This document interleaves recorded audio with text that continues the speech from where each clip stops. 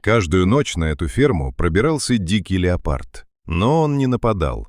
Он ложился рядом с коровой и засыпал. Когда люди узнали причину, это потрясло всех. Леопард и корова, хищник и добыча, однажды были найдены спящими вместе в одном углу сельской фермы, укрытом сеном. Никто не мог объяснить, почему хищник снова и снова возвращался туда. Все фермеры в округе знали, что означает появление леопарда. Это страх, это риск потерять скот, это ночные обходы с фонарем и надежды, что забор выдержит. Поэтому, когда пожилой фермер Рубен заметил огромные следы, ведущие прямо в загон, он сразу схватился за ружье. Следы привели его к самой спокойной корове по имени Лена. И там он увидел нечто невероятное. Рядом с ней, прижавшись к ее теплому боку, мирно спала молодая самка леопарда. Лена стояла неподвижно, словно охраняя ее, как мать охраняет ребенка.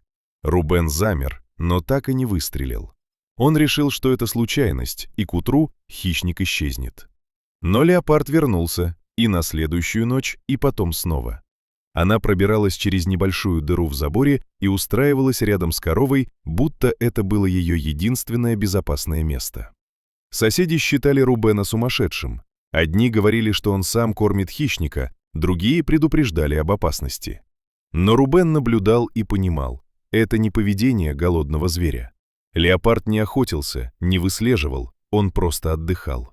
Со временем он дал ей имя — Сумерки, потому что она появлялась на закате. Но вскоре стало заметно, что с ней что-то не так. Она худела, двигалась все медленнее и начала сильно хромать. Тогда Рубен вызвал ветеринара, доктора Эллу Вентер. Когда леопарда усыпили для осмотра, открылась страшная правда. Ее лапа была перетянута старой проволочной петлей. Рана была глубокой и зараженной, проволока буквально вросла в плоть. По оценкам врача, зверь жил с этим больше года.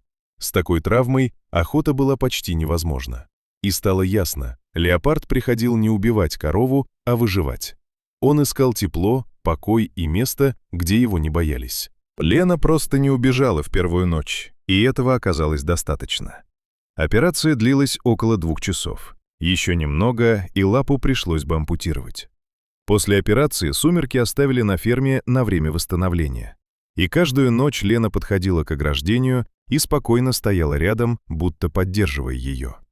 Когда леопард полностью выздоровел, его перевезли в заповедник и отпустили на волю.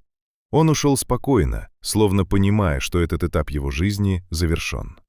В дальнейшем наблюдения показали удивительное. Сумерки стала успешной охотницей, вырастила несколько потомств и прожила долгую для дикого леопарда жизнь, более 10 лет после спасения. Она больше не возвращалась на ферму, но держалась неподалеку, словно не желая уходить слишком далеко от места, где однажды нашла спасение.